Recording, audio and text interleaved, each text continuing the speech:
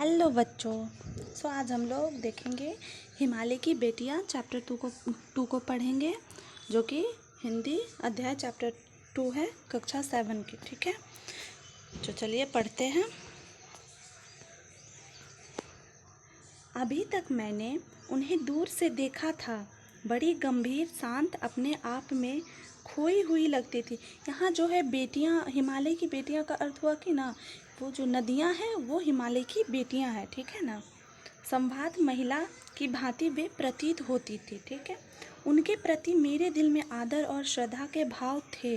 माँ और दादी, मौसी और मामी की गोद की तरह उनकी धारा में डुबकियाँ लगाया करता। परंतु इस बार जब मैं हिमालय के कंधे पर चढ़ा तो वे कुछ और रूप में सामने थी। मैं हैरान था कि यदि यही दुबली पतली गंगा, यही यमुना, यही सतलुज समतल मैदानों में उतरकर विशाल कैसे हो जाती है। उनका उछलना और कूदना देखिए। ये हिमालय है और ये हिमालय की बेटियां यानी कि नदियां हैं। आप देख सकते हैं ये सब क्या है, नदी है। यहाँ से भी, यहाँ से भी, यही सब क्या है। जब ये बहती है तो क्या एक दूसरे से मिलती है, इस पे ऊपर से नीचे से होती है, तो इसे ही यहाँ कहा गया है कि खेलती है। खिलखिलाकर लगातार हंसते जाना, इनकी यह भावभंगी, इनका यह उल्लास कहाँ गायब हो जाता है। मैदान में जाकर किसी लड़की को जब मैं देखता हूँ, किसी कली पर जब मेरा ध्यान अटक जाता है, तब भी इतना कौतूहल और विस्मय नहीं होता जितना कि इन बेटियों की बाल लीला देखकर। क्या पानी जो है, जल जो है, क्या स्थिर रहता है? नहीं ना, वो तो अस्थिरता में रहता है। यानी कि वो इधर एक जगह तो ठहरता नहीं है, नदी एक जगह ठहरती नहीं है, तो उसी को देखकर उसको बाल लीला कहते हैं। कहाँ ये भागी जा रही है? वह कौन लक्ष्य है जिसने इन्हें बेचैन कर रखा है? अपने महान पिता का विराट प्रेम पाकर भी अगर इनका हृदय अतृप्त ही है तो वह कौन होगा जो इनकी प्यास मिटा सकेगा? बर्फ जली नंगी पहाड़ियाँ, छोटे छोटे पौधों से भरी घाटियाँ, बंधुर अधिकताएं, सरकब्ज उपद्रकाएं, ऐसा है इनका लीला निकेतन। खेलते जब ये जरा दूर निकल जाती है तो देवदार, चीड़, सरो, चिनार, सफ़ेदा, कैल के जंगलों में पहुंचकर शायद इन्हें बीती बातें याद करने का मौका मिल जाता होगा। कौन जाने बुढ़ा हिमालय अपनी इन नटखट बेटियों के लिए कितना सिर धुनता होगा। बड़ी बड़ी चोटियों से जाकर पूछिए तो उत्तर में विराट मौन के सिवाय उनके पास और रखा ही क्या है। सिंधु और ब्रह्मपुत्र, ये नदियाँ, ये दो ऐसे नाम हैं जिनके सुनते ही रावी, सतलुज, ब्यास, चनाब, झेलम, काबुल को कुभा भी कहते हैं, कपिसा, गंगा, यमुना, सरयू, गंडक, कोसी आदि हिमालय की छोटी बड़ी सभी बेटियां आंखों के सामने नाचने लगती है। वास्तव में सिंधु और ब्रह्मपुत्र स्वयं कुछ नदी है। दयालु हिमालय के पिघलते हुए दिल की एक एक बूंद न जाने कब से इकट्ठा होकर इन दो महानदों के रूप में समुद्र की ओर प्रवाहित हो रही है। कितना सौभाग्यशाली है वह समुद्र जिसे पर्वतराज हिमालय की इन दो बेटियों का हाथ पकड़ने का श्रेय मिला।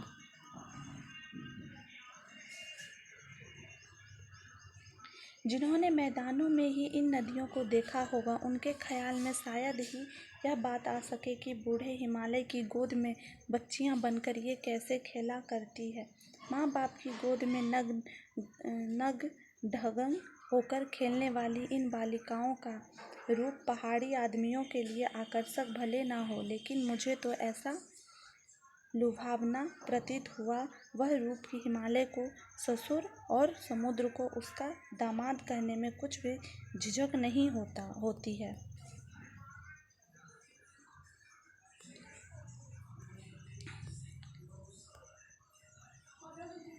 कालिदास के विरही यत्र ने अपने मेघदूत से कहा था, वेत्रवती वेत्रवती को बेतवा कहा गया नदी को प्रेम का प्रतिदान देते जाना। तुम्हारी यह प्रेयसी तुम्हें पाकर अवश्य ही प्रसन्न होगी। यह बात इन चंचल नदियों को देखकर मुझे अचानक याद आ गई और सोचा कि शायद उस महाकवि को भी नदियों का सचेतन रूपक पसंद था। दरअसल जो भी कोई नदियों को पहाड़ी घाटियों और समतल आंगनों के मैदानों में जुदा जुदा शक्लों में देखेगा, वह इसी नतीजे पर पहुँचेगा।